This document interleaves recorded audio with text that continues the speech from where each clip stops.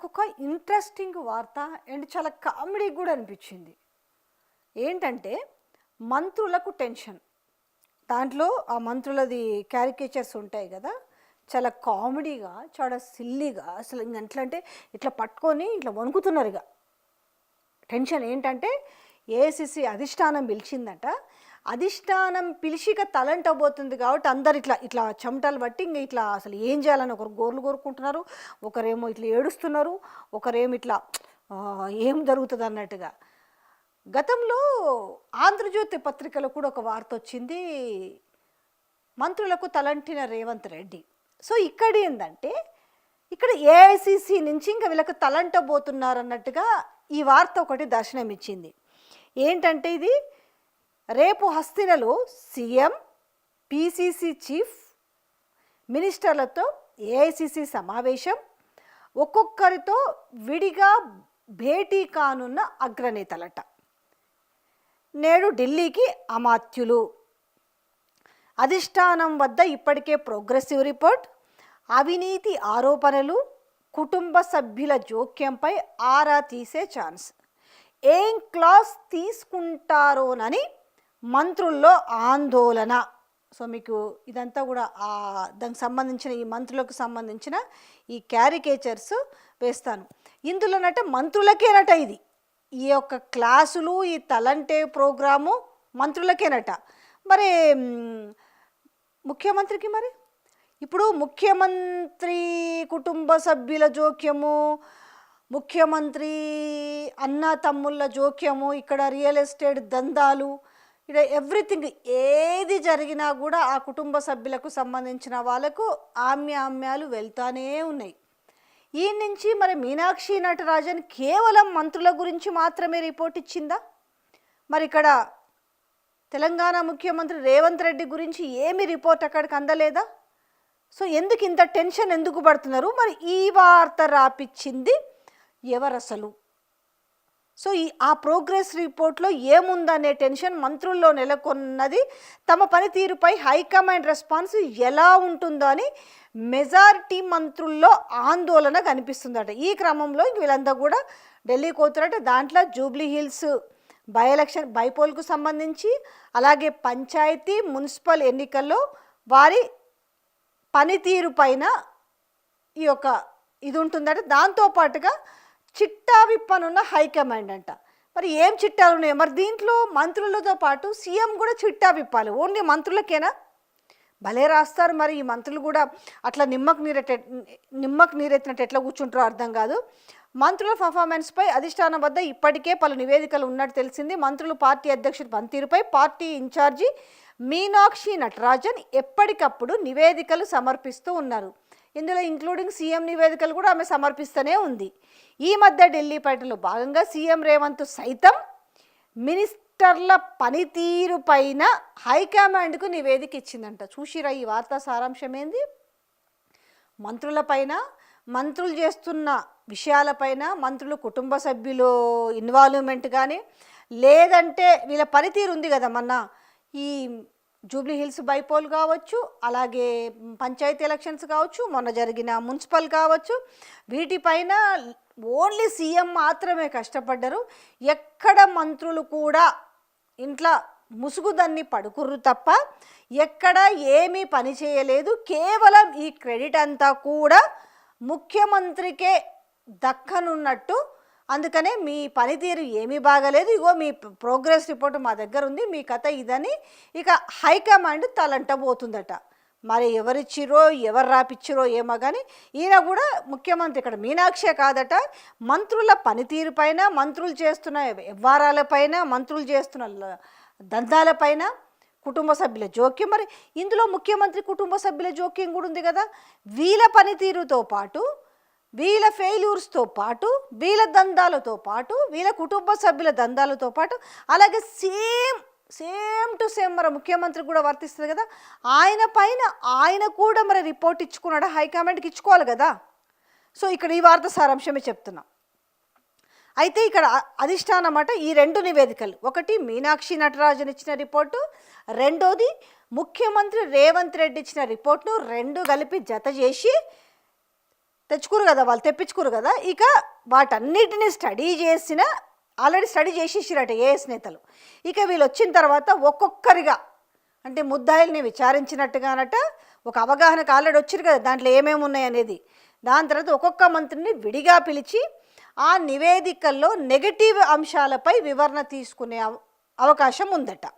ఇక కొంతమంది మంత్రులకు వ్యతిరేకంగా అధిష్టానానికి ఫిర్యాదులు సైతం అందినట్టు తెలిసింది. అందులో సహచర మంత్రుల కంప్లైంట్స్ సైతం ఉన్నట్టు సమాచారం అట. వీటన్నిటిపై అధిష్టానం వివరణ తీసుకునే ఛాన్స్ ఉంటుందనే చర్చ పార్టీ వర్గాల్లో జరుగుతుంది. ఇక అవినీతి ఆరోపణలపై మెజార్టీ మంత్రులపై అవినీతి ఆరోపణలు ఉన్నాయి. కొందరైతే తమ శాఖల్లోని అవినీతికి తోడు తమ జిల్లాలో భూ వివాదాలు, రియల్ ఎస్టేట్, కన్స్ట్రక్షన్ వ్యాపారులతో వాటాలు, ఇసుక మాఫియాతో సంబంధాలు కొనసాగిస్తున్నట్టు ఫిర్యాదులు ఉన్నాయట.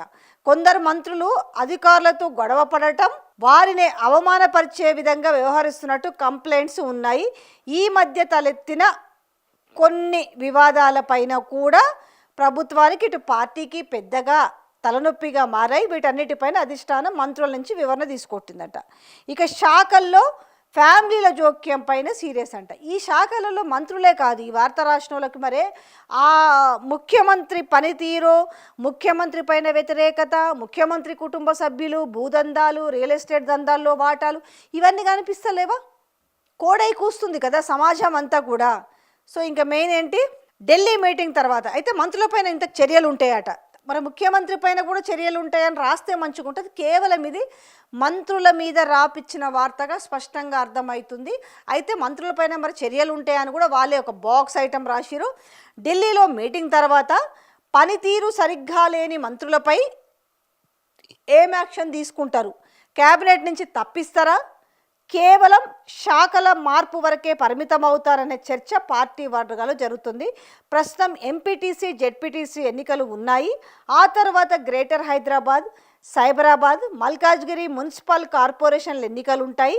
ఈ ఎన్నికల తంతు పూర్తయిన తర్వాతే మంత్రివర్గం వ్యవస్థీకరణ లేదా శాఖల మార్పుపై అధిష్టానం నిర్ణయం తీసుకునే అవకాశం ఉంటుందట అనేసి ఈ వార్త. ఇంకా పీసీసీ చీఫ్ పనితీరు పైన కూడా నివేదికట. పీసీసీ అధ్యక్షుడిగా బాధ్యతలు తీసుకున్న తర్వాత మహేష్ గుణ తెలిసి సందర్భంగా ప్రభుత్వ భారతీయ ఎన్నులుగా ఏసీసీ పిలిపించిన ఏమన్నా. సో ఓవరాల్గా ఏమనిపిస్తుంది అంటే ఈ ఐటెం చూస్తుంటే అటు పీసీసీ చీఫ్, ఇటు మంత్రుల పనితీరు సరిగ్గా లేదు. సో మంత్రుల అవినీతి, మంత్రుల కుటుంబ సభ్యుల జోక్యము, రియల్ ఎస్టేట్ దందాల్లో వాటాలు, సో ఇవన్నీ కలిపి కేవలం వాళ్ళ శాఖల్లోనే కాకుండా ఆ జిల్లాలో కూడా ఏ రకంగా వీళ్ళు అవినీతికి పాల్పడ్డారని చెప్పేసి మంచిగా వార్త రాసుకొచ్చారు. అయితే నేను ఈ మంత్రులందరిని ఎవరు వెనకేసుకొస్తలేను. కాకపోతే మంత్రుల గురించి రేపు ఏఐసిసి పెద్దలు, ఆ పెద్దల్లో కేసీ వేణుగోపాల్ కావచ్చు, ఖర్గే కావచ్చు, రాహుల్ గాంధీ కావచ్చు, వీళ్ళు కూర్చొని వీళ్ళని ఇన్వెస్టిగేట్ చేసినట్టుగా కూర్చోబెట్టి ముగ్గురు కూర్చొని టేబుల్ వేసుకొని సిట్ విచారణలో లేకపోతే సిబిసిఐడి విచారణలో, ఏసీబీ విచారణలో చేసినట్టుగా చేస్తారట. ఒక్కొక్కరిని కూర్చోబెట్టి వీళ్ళు కూర్చొని నువ్వు ఆ పలాన్ని ఎందుకు చేసినావు, మీ బామ్మర్ది ఇంట్లో జోక్యం చేసుకుండు, లేకపోతే మీ ఆవిడ ఇంట్లో జోక్యం చేసుకుంది, లేకపోతే మీ అన్న జోక్యం చేసుకుండు, మీ తమ్ముడు జోక్యం చేసుకుండు అని అడుగుతారట. పనితీరు ప్లస్ వీళ్ళ అవినీతి పైన. దాంతోపాటుగా వీళ్ళందరిది కలిపితే ఒక ఎత్తు అయితే ఇందులో మేజర్ అవినీతి ఎవరిది ఉంది? ఇప్పుడు పెద్ద తలకాయ ఎవరైతే ఉన్నారో వాళ్ళ కుటుంబ సభ్యుల జోక్యం ఎంత ఉంది? మున్సిపల్ ఎలక్షన్స్లో చూసినాం, వాళ్ళది లగచర్ల ఇష్యూలలో చూసినాము, వాళ్ళకు వాటాలు, కమిషన్లు. ఇవాళ రియల్ ఎస్టేట్లో ఏ పెద్ద అపార్ట్మెంట్ దగ్గరికి పోయినా కూడా చెప్తారు. ఆఖరికి ఈరోజు హైదరాబాద్ మాదాపూర్ అయ్యప్ప సొసైటీలో ఎవరన్నా 2 ఫ్లోర్లు లేపాలంటే ఫ్లోర్కి ఎంత కమిషను ఇవాళ ఆ బిగ్ బ్రదర్స్కు చెల్లించాలో కూడా తెలిసిన విషయమే. ఇవాళ 100 ఎకరాలని ఏ రకంగా కొల్లగొడుతున్నారనే విషయం తెలవాల్సిందే. మరి ఇన్ని ఉన్నాయి కదా, ఒకటా రెండా చెప్పాలంటే చాంతాడంతా ఉంది. ఇక పీసీసీ చీఫ్ మీద కూడా అందులో ఒక బాక్స్ ఐటమ్ రాశారు కదా. ఇది ఇప్పుడు ఏంటంటే అందరూ జీ హుజూర్ అని ఇప్పుడు ఆ పెద్ద తలకాయకి వంత పాడితేనేమో ప్రాబ్లం లేదు. ఎవరైనా ఇండివిజువల్గా డెసిషన్స్ తీసుకుంటే మాత్రం ఖచ్చితంగా తలంటుతారు, తలంటిండ్రు అనేసి వార్తలు రాపిస్తున్న నేపథ్యం కనిపిస్తుంది కదా. ఎందుకంటే నేనే రాజు నేనే మంత్రి అన్నప్పుడు ఇదే విషయాన్ని పీసీసీ చీఫ్ని అడిగినప్పుడు ఏమో నాకైతే తెలియదు, పార్టీలో అట్లాంటిది ఉండదు అనేసి వాళ్ళు నిర్మోహమాటంగా చెప్పేసిరు. ఇప్పుడు ఈయననేమో నేనే అన్నిటికీ, నా మాటే శాసనం, నా మాటే జీవో, నేనే రాజు నేనే మంత్రి అని చెప్తుంటే ఒకవైపు ఈ మాటను ఎవరు కూడా సీరియస్గా తీసుకుంటలేరు. కాబట్టి మరి ఖచ్చితంగా తలంటాల్సిందే. ఎందుకంటే ఇవాళ ఒక దాంట్లో ఇంకెందులో రాశారు, పాపం అధిష్టానం ఆయనని నెగ్గనిస్తలేదు, మంచిగా నిర్ణయాలు తీసుకుంటుంటే రేవంత్ రెడ్డి అని. ఒక దాంట్లోనేమో అధిష్టానము రేవంత్ రెడ్డిని పడనిస్తలేదని ఒక దాంట్లో వస్తుంది, ఒక దాంట్లోనేమో రేపు ఏఐసిసి పెద్దలు అంటే మంత్రులకు ఏ రకంగా తలంటబోతున్నారని వాళ్ళ క్యారికేచర్స్ వేసి ఇట్లా వణుకుతూ భయపడుతున్నట్టుగా, లేకపోతే ఒకరు ఏడుస్తున్నట్టుగా, సో వాళ్ళు ఎంత భయంలో ఉన్నారు అనేది ఆ క్యారికేచర్స్ వేసేసి వాళ్ళని చెప్తున్నారు. ఇందులో మంత్రులకు తలంటాలా, మంత్రులతో పాటు ఇక్కడ ముఖ్యమంత్రికి కూడా ఏ రకమైన తలంటబోతున్నారు. ఢిల్లీలో అడ్డదిడ్డంగా మరి క్లాసులు విక్కపోతున్నారు. ఫస్ట్ ఎవరికి, ఇప్పుడు సపోజ్ ఒక క్లాస్లో ఉన్న స్టూడెంట్స్ సిస్టమేటిక్గా లేరు, పీరియడ్కి అల్లరి చేస్తున్నారు, ఎవడి మాట వింటలేరంటే లోపం ఎవరిలో ఉంటుంది, క్లాస్ లీడర్కి కూడా ఉంటుంది కదా. ఫస్ట్ తలంటాల్సింది ఎందుకు, క్లాస్కి ఒక లీడర్ని పెట్టిరు, అరే బాబు జర వాళ్ళని చూసుకో ఏం జరుగుతుందో అని చెప్పేసి ఓ క్లాస్కో లీడర్ని పెట్టారు. మరి ఫస్ట్ క్లాస్ లీడర్ కదా పెట్టాల్సింది, సిస్టమేటిక్గా లేకుండా పిచ్చి పిచ్చిగా చేస్తుంటే స్టూడెంట్స్ అందరూ. క్లాస్ లీడర్కి ఎంత బాధ్యత ఉందో మరి రాష్ట్రానికి ముఖ్యమంత్రి ఆ పార్టీకి ఇప్పుడు దిక్సూచిలాగా చెప్పుకుంటున్నాడు. పొట్టోడైనా గట్టోడు అనేసి వార్తలు రాపిస్తున్న నేపథ్యంలో ఒకే ఒక్కడు అని చెప్పేసి ఘోరంగా మోస్తూ వార్తలు రాపిస్తున్న నేపథ్యంలో మరి బాధ్యతకి ఈయనకు లేదా? వీళ్ళ కుటుంబ సభ్యులు ఏమి చేస్తలేరా? అంతా క్లీన్ చీట్ వ్యవహారం లాగానే ఉందా? ఫస్ట్ క్లాస్లు ఎవరికి ఘోరంగా లెఫ్ట్ రైట్ తలంటేది ఎవరికి తలంటాలే, మీనాక్షి నటరాజన్ కానీ, లేకపోతే ఇటు మల్లికార్జున ఖర్గే కానీ, లేకపోతే కేసీ వేణుగోపాల్ కానీ, లేకపోతే రాహుల్ గాంధీ కానీ.